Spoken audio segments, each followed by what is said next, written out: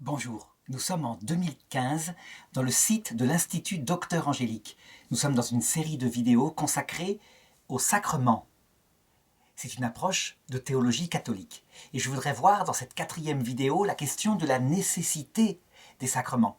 C'est une question très importante parce que, en fonction de la réponse, on aura plusieurs formes de spiritualité catholique ou non catholique. Et c'est aussi en fonction de cette réponse que sera donnée l'explication au fameux dogme bien connu, cité partout, à savoir « hors l'Église, pas de salut ». Alors, pour bien comprendre la question d'abord, je vais me servir d'une distinction qui a été posée par Aristote. Aristote dit que dans le monde, lorsqu'on regarde les relations de nécessité entre deux choses, eh bien, on en trouve 4 sortes. La première, c'est une nécessité de substance. Par exemple, un homme, par substance, obligatoirement,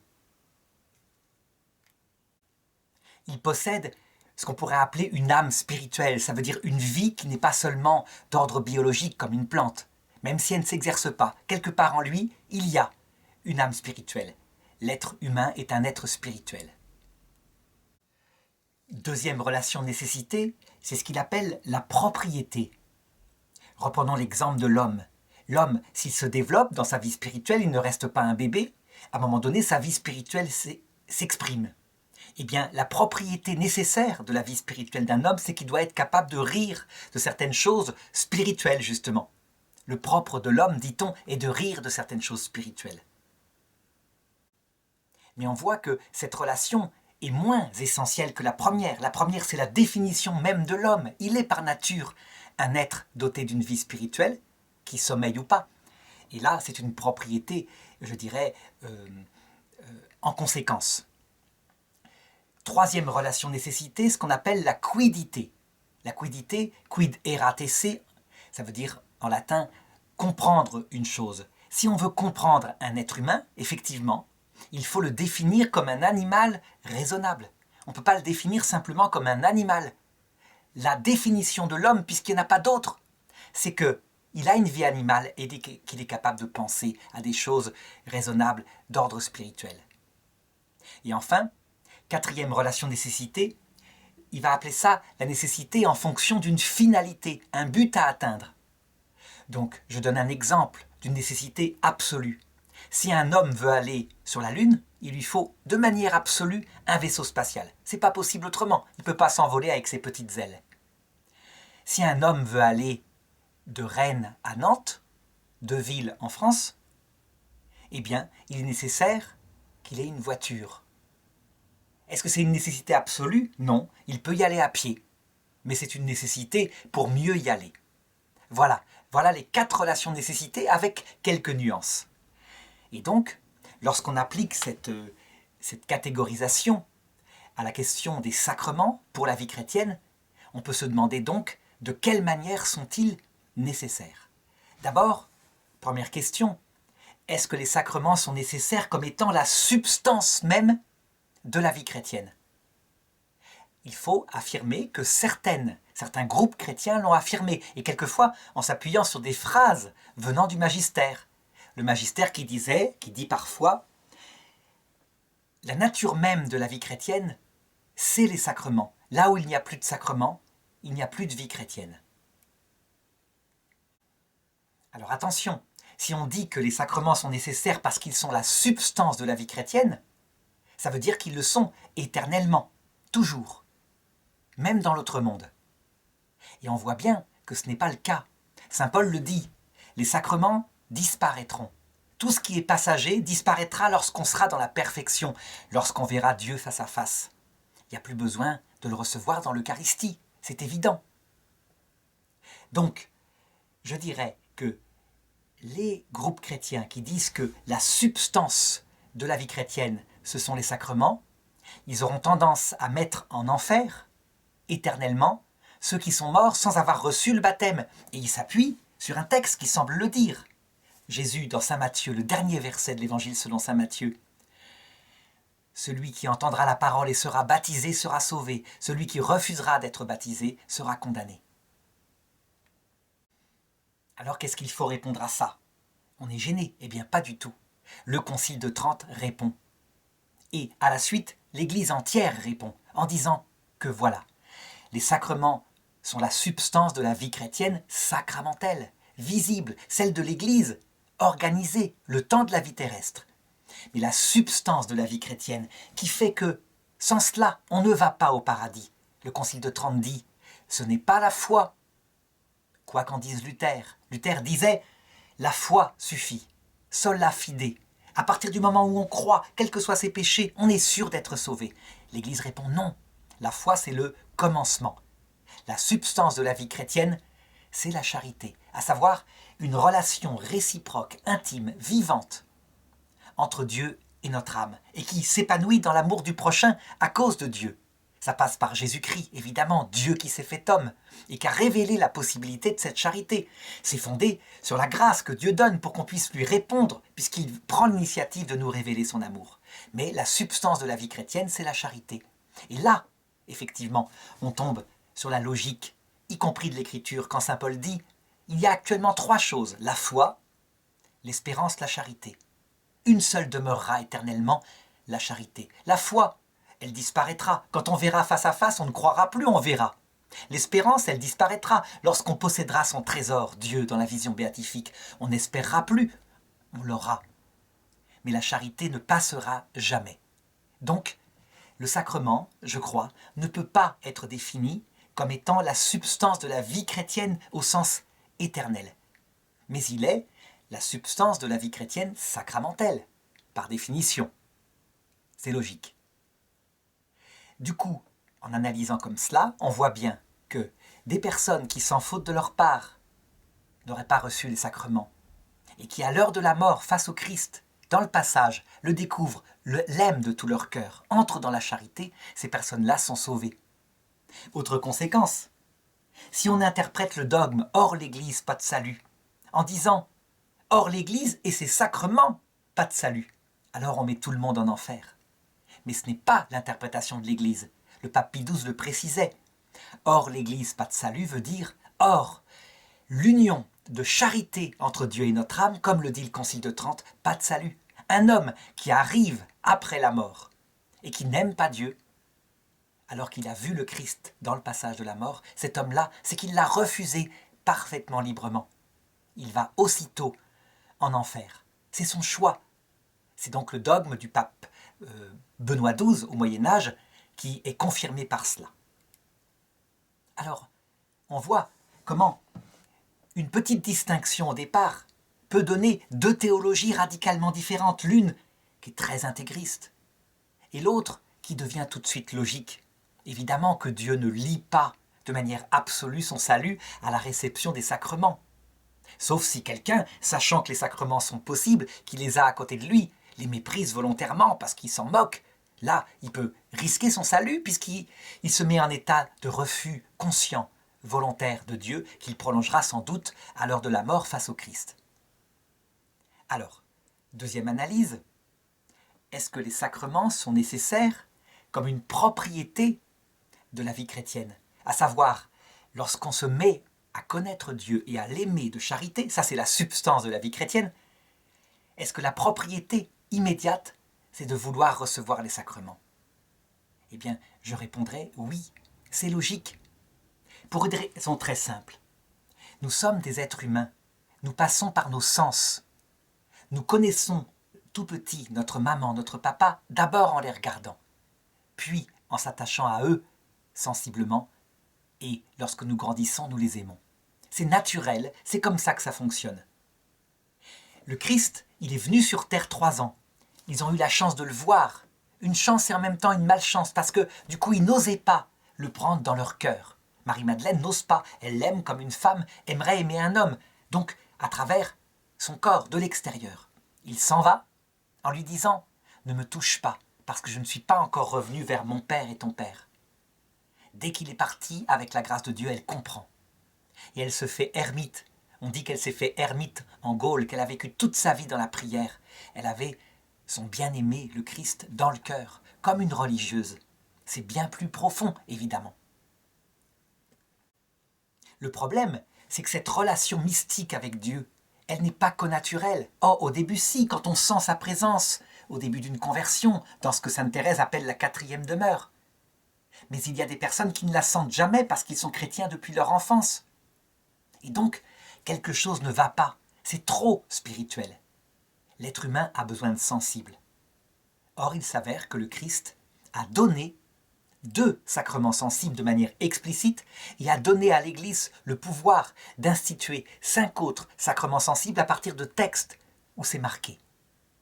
En instituant les paroles, les 2 sacrements explicitement donnés, c'est le baptême et l'Eucharistie. Les autres sacrements, comme le mariage, il y a juste une phrase. Quand saint Paul dit « Le mariage est un grand signe, je veux dire l'union de notre âme avec Dieu ». Et l'Église va comprendre, dans sa tradition, qu'il s'agit là aussi d'un sacrement. Elle va donc lui donner une forme peu à peu. Pareil pour la confirmation. Elle va inventer une parole qui exprime une imposition des mains et la perfection de la réception du Saint-Esprit. Pareil pour l'extrême onction, pour l'ordination. Pour le mariage, le consentement a plusieurs formes. L'Église, elle a le pouvoir de ça, parce qu'elle est unie à son Seigneur comme l'épouse est unie à l'époux.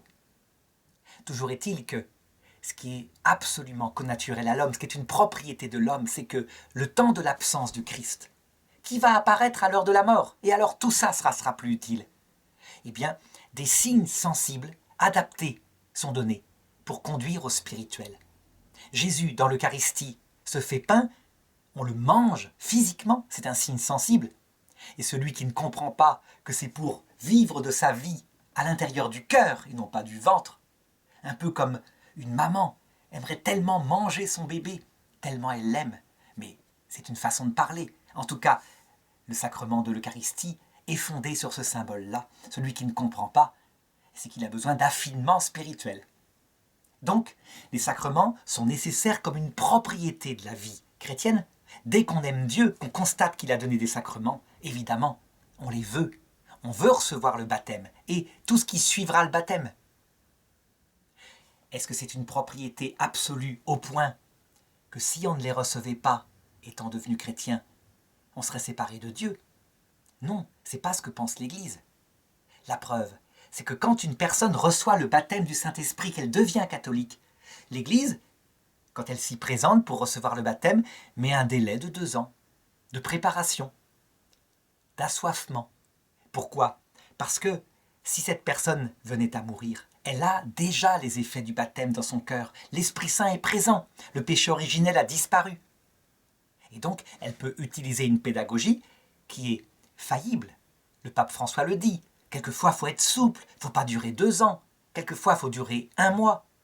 Pourquoi toujours la même règle pour tout le monde? Évidemment qu'il faut être souple. Mais, on le voit bien, c'est une nécessité, je dirais, de l'ordre d'une aide spirituelle, extraordinaire. Et non pas une nécessité au point qu'il n'y aurait pas de vie chrétienne sans ces sacrements. Ça permet aussi de comprendre pourquoi quelqu'un qui est dans une situation matrimoniale qui fait qu'il ne peut pas communier, qu'il en soit coupable ou pas, eh bien, n'est pas excommunié. L'Église l'invite à se rendre à la messe. Il ne peut pas communier, il ne peut pas recevoir le sacrement de l'absolution.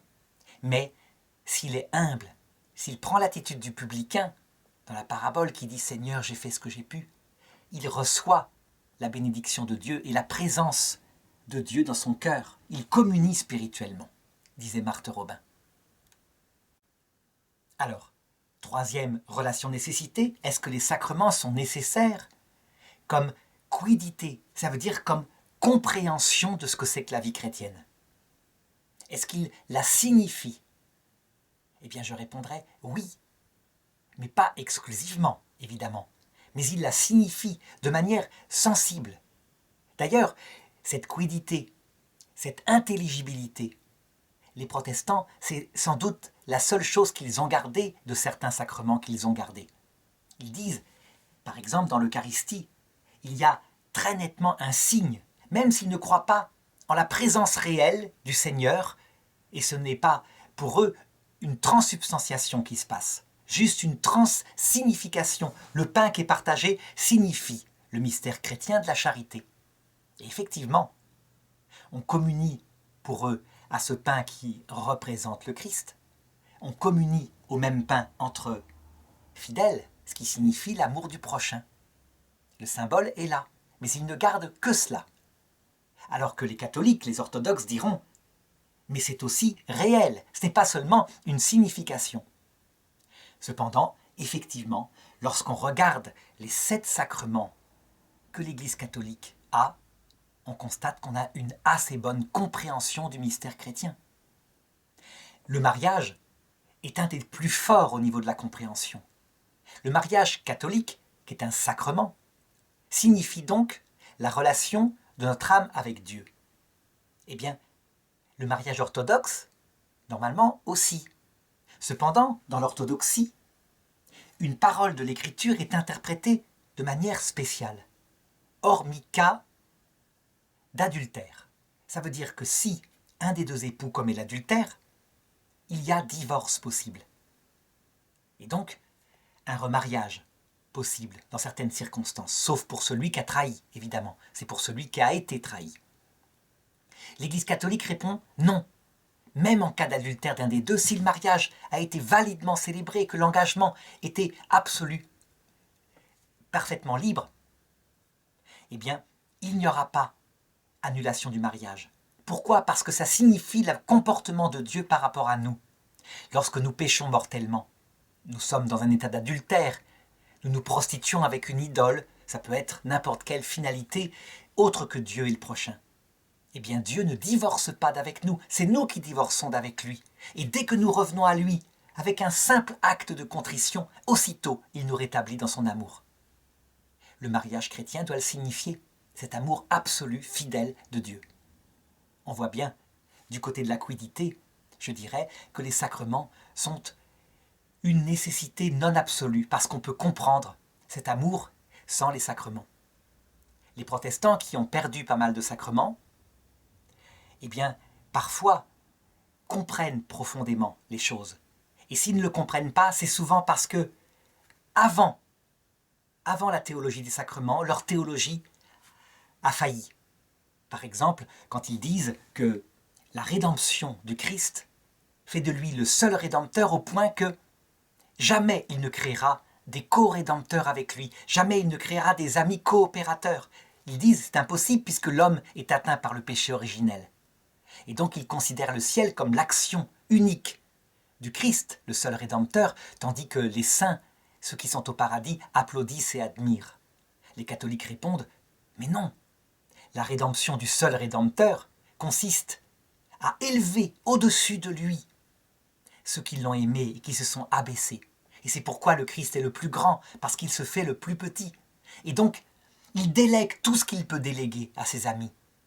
Il fait de Marie la reine de son cœur, au point que elle n'a même pas besoin de demander. Elle a toute sa confiance. Elle puise dans les trésors de Dieu pour les donner aux hommes et les aider. Il y a véritablement une co-rédemption de la Mère de Dieu, des saints, des anges, des amis de Dieu. Il laisse faire. Il a toute confiance. Ça, c'est la rédemption catholique. Donc, l'erreur, elle vient d'avant. Elle ne vient pas, je dirais, des sacrements.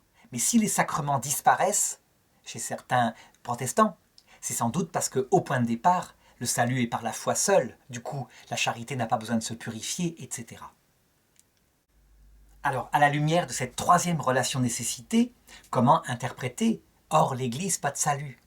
Est-ce que ça voudrait dire que hors les sacrements qui expriment ce mystère chrétien, il n'y a pas de compréhension profonde de ce que c'est que le salut, puisque la quiddité, c'est de l'ordre de la compréhension?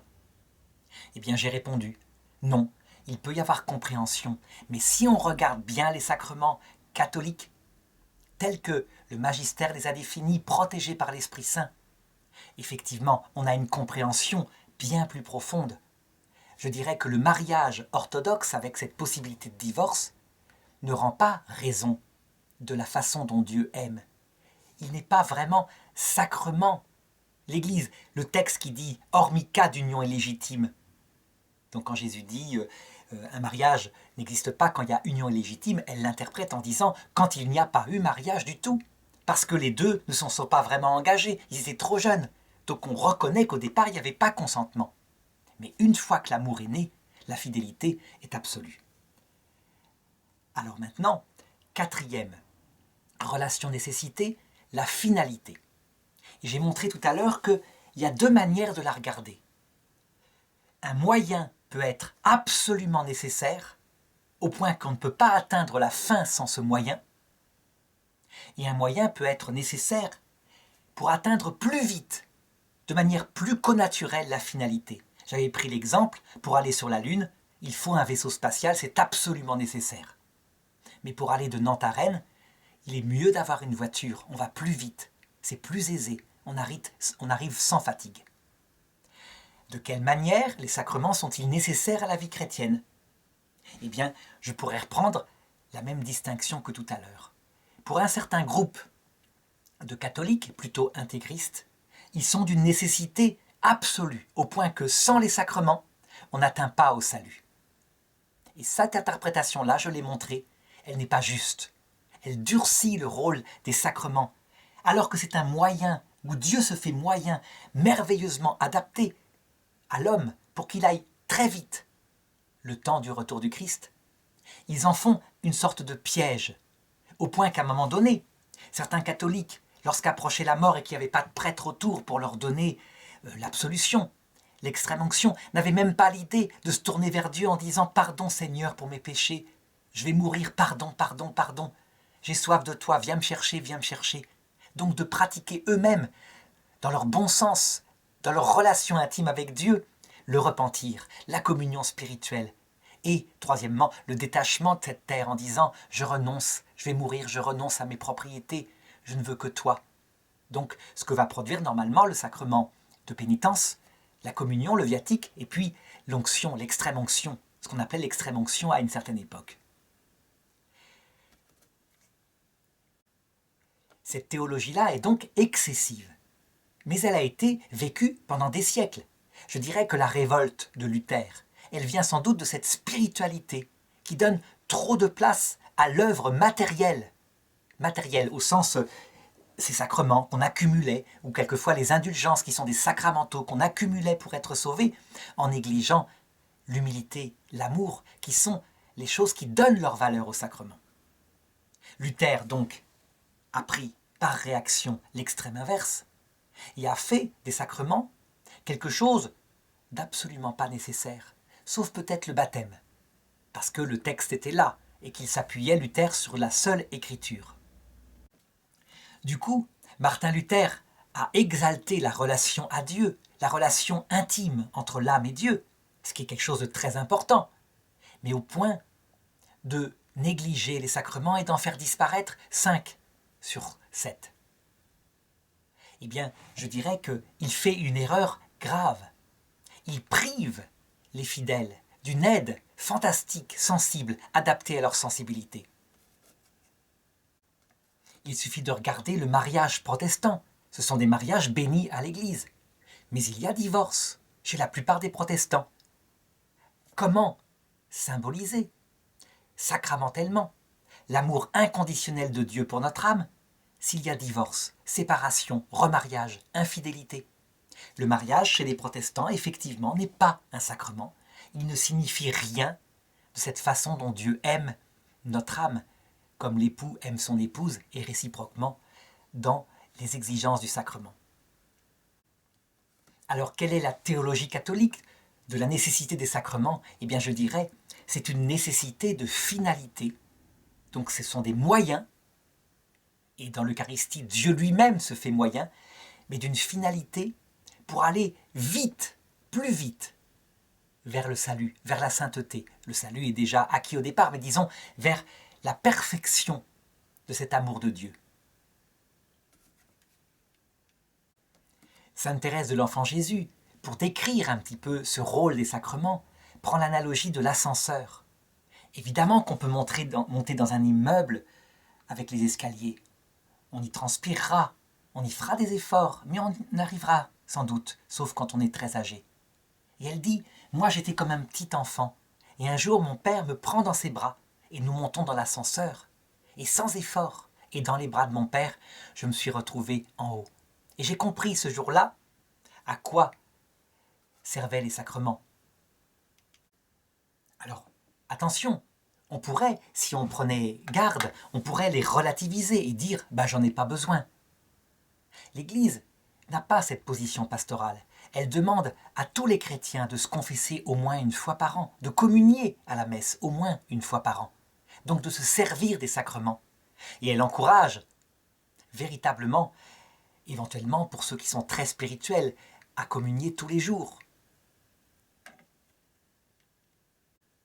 Donne-nous aujourd'hui notre pain de ce jour. Eh bien, ça s'applique effectivement aussi au sacrement pour ceux qui ont une vie chrétienne fervente.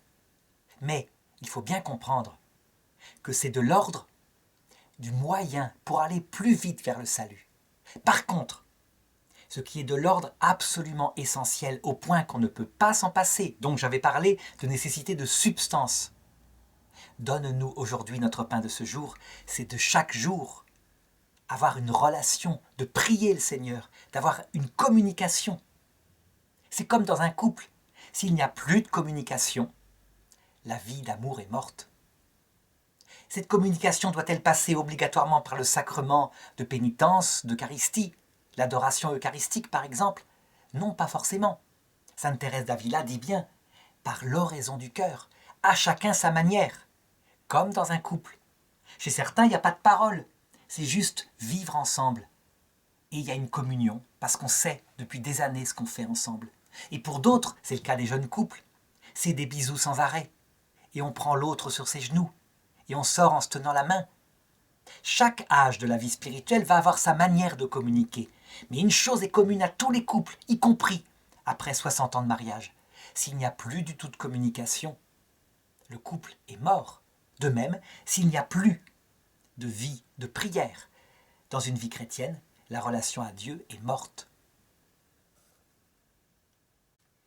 J'avais parlé dans la première leçon de l'analogie que prenait saint Jean Chrysostome pour exprimer les sacrements et en particulier l'Eucharistie. Il la comparait au don des corps dans le couple. C'est une bonne analogie. Elle permet de comprendre exactement la place des sacrements. Est-ce qu'un jeune couple, tout son couple est fondé sur le don des corps mutuels? Bien sûr que non. Il est fondé sur leur amour mutuel. Mais le don des corps est nécessaire. S'ils n'en ont pas du tout, sauf exception, leur amour va se déliter. Et prenons un couple maintenant qui a 60 ans de mariage. Est-ce qu'on peut dire la même chose? Est-ce que leur couple est fondé sur le don des corps? Bien sûr que non. Et là, s'ils n'ont plus de don de corps, mais que la communion spirituelle s'est approfondie, est devenue totale, eh bien leur amour est réussi. Eh bien par rapport au sacrement, il y a aussi une évolution. Et on voit parfois des personnes très âgées qui, ne pouvant pas se déplacer, ou ayant une vie spirituelle très forte, ne pratiquent plus aussi intensément les sacrements que dans leur jeunesse. Est-ce à dire qu'elles ont oublié le Seigneur, qu'elles ont découvert dans leur jeunesse? Pas forcément. Certaines passent leur temps à prier et à attendre que le Seigneur vienne enfin les chercher. Cette liberté-là, par rapport au sacrement, ne peut venir que si on a compris exactement sa place. Et maintenant, quand on porte la communion à ces personnes âgées, elles la reçoivent avec une énorme joie, évidemment.